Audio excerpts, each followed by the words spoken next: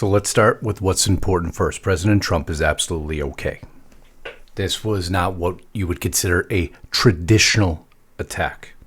It was the reaction of the live audience that goes to tell the entire story, something different than we have seen before, but something that I was not going to let go uncovered because you won't see it in mainstream headlines. Not with the appropriate coverage, just the beginning of what we'll be covering today, because this image, do you know what it means? Do you know what it represents? Do you know what movement it represents? Many of you probably don't, and I don't expect you to, because it's not being covered anywhere. There's a reason for that. But of course, you know, we here at Restricted Republic won't let it go unspoken. And so we have much to discuss today. This is just the beginning, and we'll start in just a few seconds.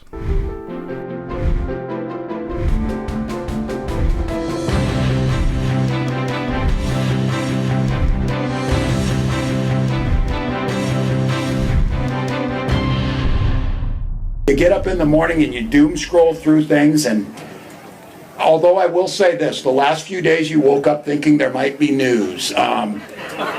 Just saying.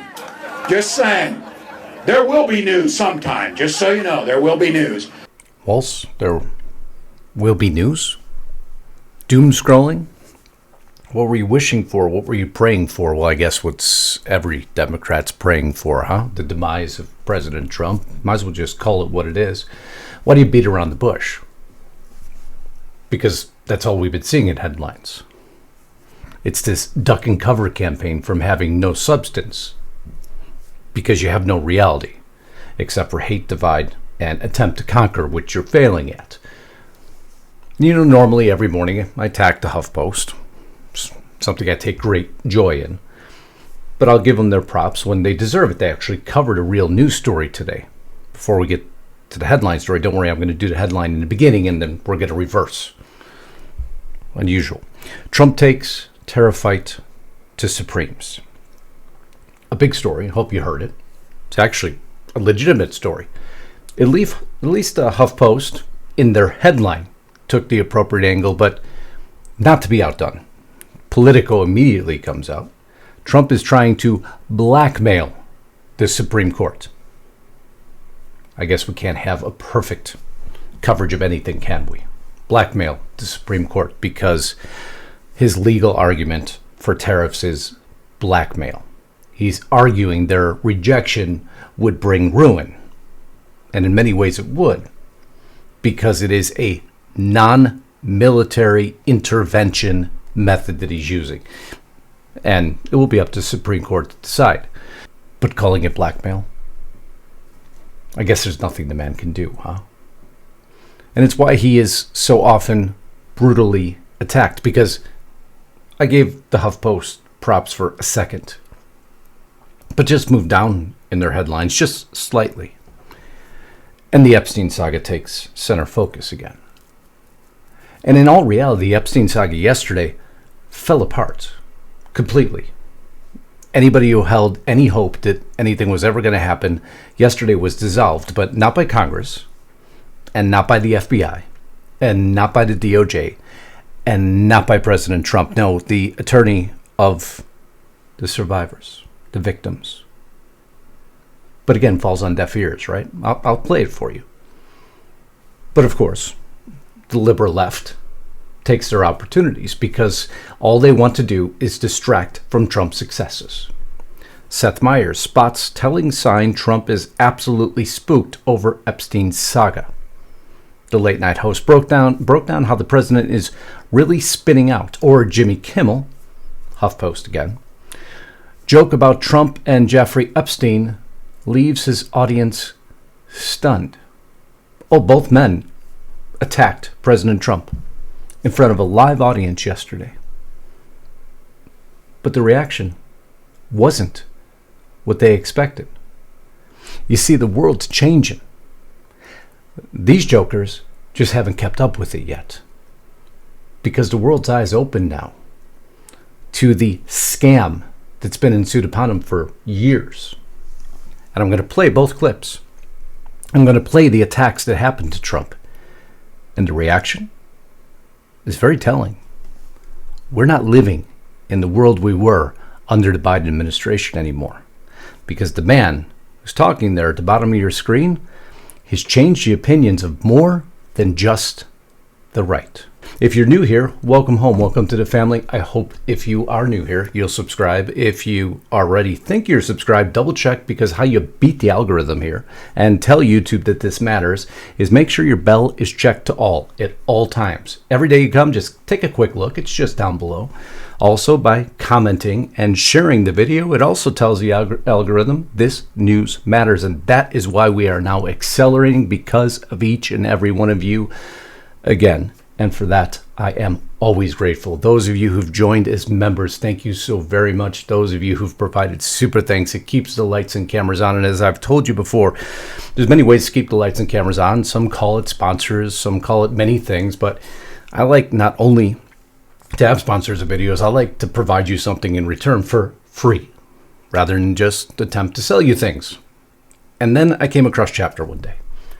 These are licensed Medicare professionals.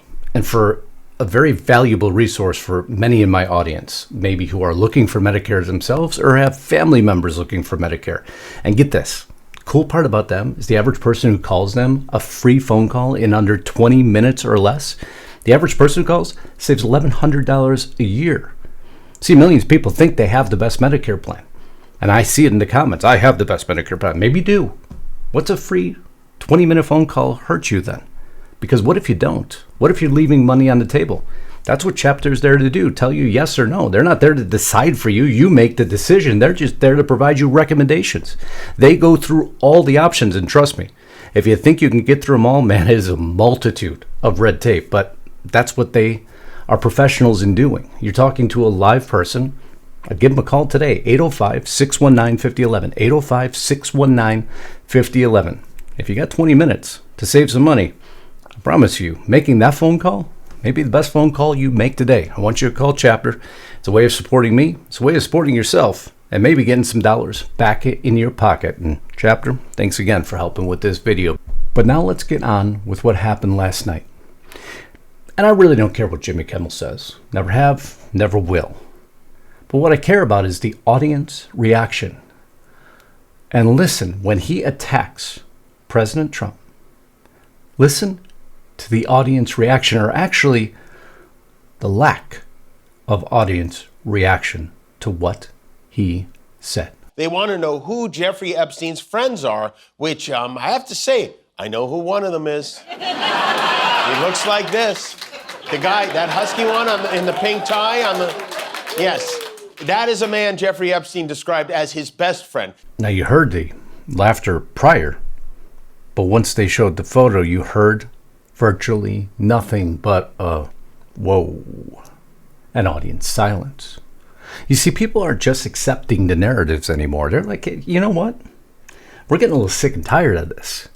And why are they sick and tired of this narrative? Because Democrats had years to put out this list. If there was actually any evidence, they would have released it, trust me, because they wanted to do anything to stop Trump. So don't tell us now that he's holding back information that the Democrats already had.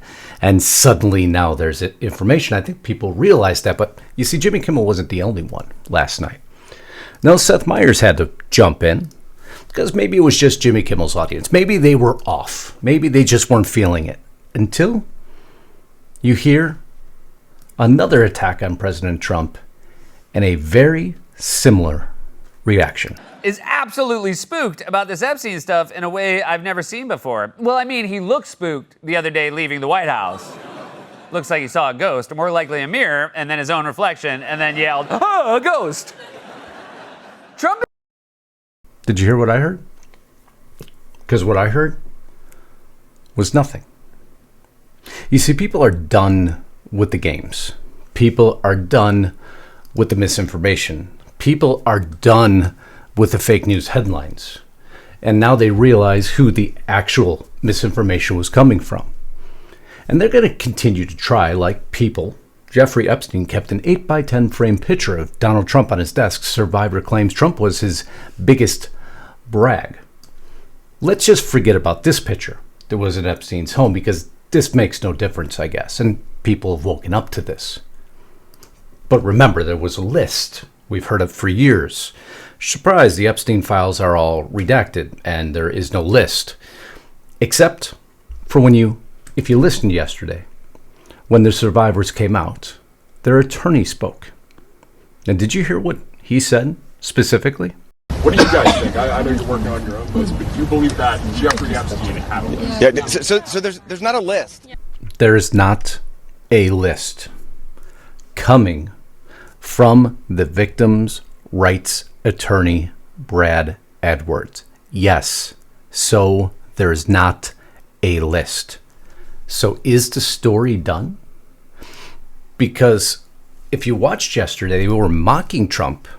Seth Meyers went on he put together a whole set of clips on this, as a matter of fact. And that's what I want to talk about. That's what we should be talking about, not the Epstein hoax. It's all been a big hoax. It's perpetrated by the Democrats. It's a Democrat hoax. He put together a whole series of clips on this, mocking Trump for calling it a hoax when, again, the victim's attorney just came out and said there's no list. And if there's no list, and that's what everybody's focused on, indirectly trying to state that Trump is on it, well, then wouldn't that, in essence, be a hoax? And isn't that what Trump has been saying the entire time, even here in this clip that they're mocking him for again? And nobody's ever satisfied. From what I understand, I could check, but from what I understand, thousands of pages of documents have been given. But it's really a Democrat hoax because they're trying to get people to talk about something that's totally irrelevant to the success that we've had as a nation since I've been president. And that is the essence of the argument. Anything that they can latch onto to show or to distract from President Trump's success. And if you don't believe me, then you wouldn't believe that maybe the next thing they're going to say is President Trump's going to cancel elections, which they just did. CNN, Trump canceling elections. Or you probably wouldn't believe that they would call his assassination fake, one of the assassination attempts fake, which Joy Reid just did. He got these magical doctors who claimed that he was shot in the ear, but his ear, I guess, grew back. He had a Duplo bandage on 1 minute, no bandage the next. We can't get a medical record from this alleged assassination. He was supposedly shot. Do you see how desperate it is? It's what I enjoy doing here. Because you follow this, and I follow media very closely because I believe media is a mind game. It's always has been. It is a brainwashing effort to convince the masses of a storyline that generally doesn't exist. It's not reality. But they continue to try to repaint reality, except they have lost all reality now, that it is so glaringly obvious that now, even when you go to Jimmy Kimmel and Seth Meyers' audience, you get silence. So continue to attack the man. And now what's resonating with your audience is nothing, and it's why you're losing your shows. It's why you're losing your airtime. It's why you're losing your networks, because people aren't listening because they realize there's more important things out there. But you see, this isn't only a Democrat issue now, is it? Because you remember this footage. You remember this footage of the, pushing around of ICE agents. The brutal, some would call it attack, the inappropriate actions taken. See, it wasn't only Democrats because they wanted to censure LaMonica McIver. But it wasn't only Democrats who stopped it. It was Republicans yesterday. I can't tell you how disappointed I am in this. I am tired of those on Capitol Hill thinking and acting and protecting their own as if they are above the law. If you or I did what she did, we would be in handcuffs, on trial, or in prison. Period. But not these folks. They get away with everything, don't they? Highly disappointed that Republicans voted to stop this. But that's what happened yesterday. But Trump continues forward. He's not going to let this distract him. Yesterday clears the way to deport 250,000 Venezuelans that Biden gave protection to. Hope you got that. A lot of news breaking yesterday. Did you hear in the war front that Putin actually wants to meet with Zelensky? Well, kind of. It was a little bit of a mockery in some ways because he wants to meet him in Moscow. And Zelensky had a reaction. At least we believe we know what Zelensky's reaction would be to that. No, God! No, God, please, no! No! No! No! I'm sorry, it's news. If you don't laugh, you'll cry.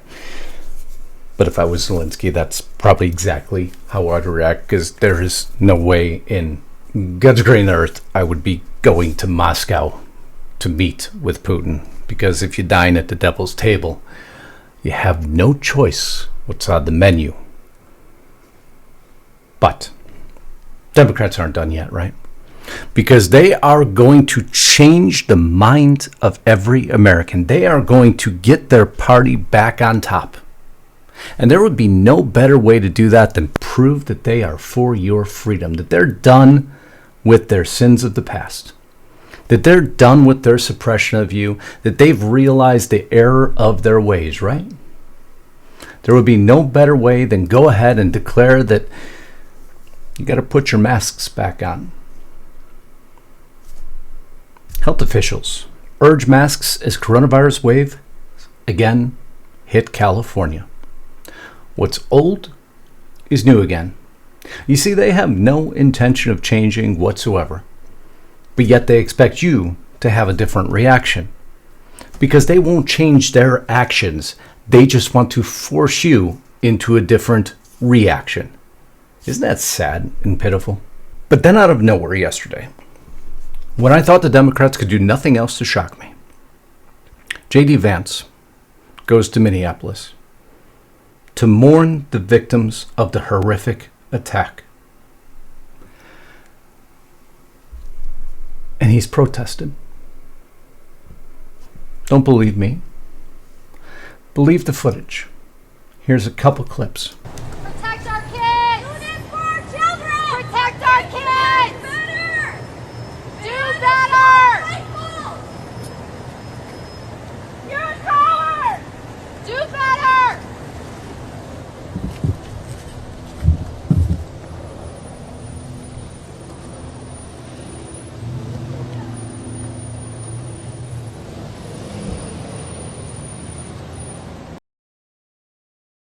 I stopped it there because the camera attempted to quickly pan over to the right to show the protesters, the activist base of the Democrat Party. They wanted to just rip by that flag as quick as they could. The ones who chose, again, to protest the fact that JD Vance showed the respect to the victims, to fly to Minneapolis to mourn the victims. But they weren't the only ones protesting. Oh no. Here's another set of protesters. In the street, left-wing protesters go berserk and throw out the middle finger at JD Vance after he lays flowers in respect of the Minneapolis Catholic Church shooting victims, yelling for him to get out. Watch here.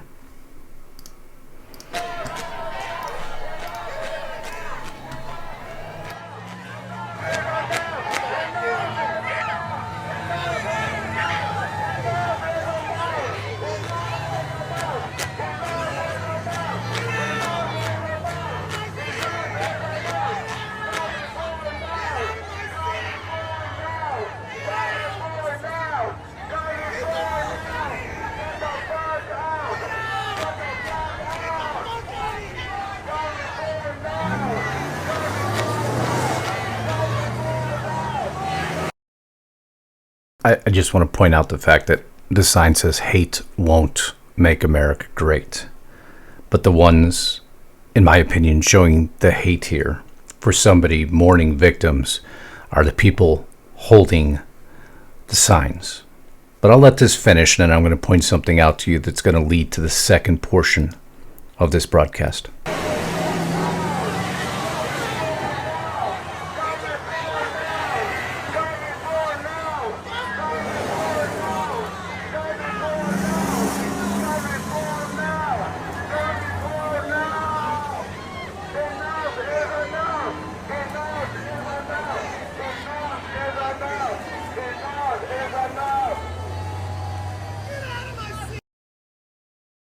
Okay, we're going to freeze it there.